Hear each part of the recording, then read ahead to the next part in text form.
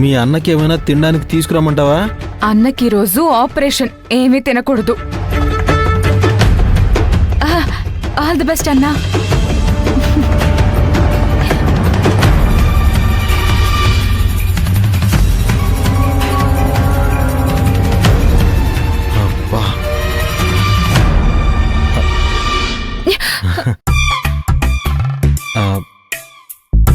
ఏంటి?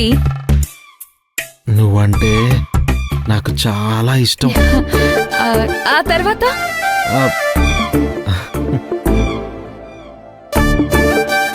ఆ తర్వాత అంటే ఇది హాస్పిటల్.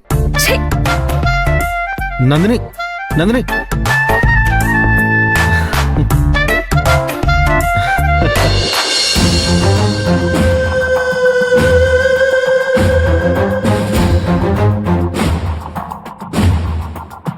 హలో, చెప్పండి డాక్టర్. నా బామ్మర్ది పేరు మీద ఫ్లాట్ రిజిస్ట్రేషన్ చేపించినందుకు చాలా థ్యాంక్ యూ సార్.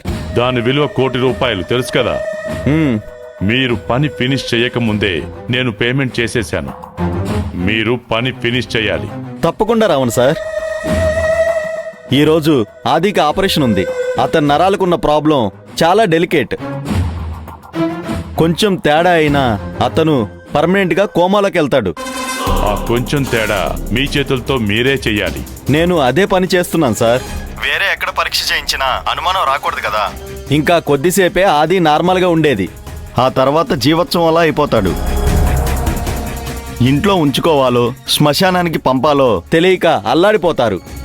వాడి చుట్టూ ఉన్న వాళ్ళందరూ స్వార్థపరులే. అతని డబ్బు కోసం అతని చుట్టూ చేరారంతే.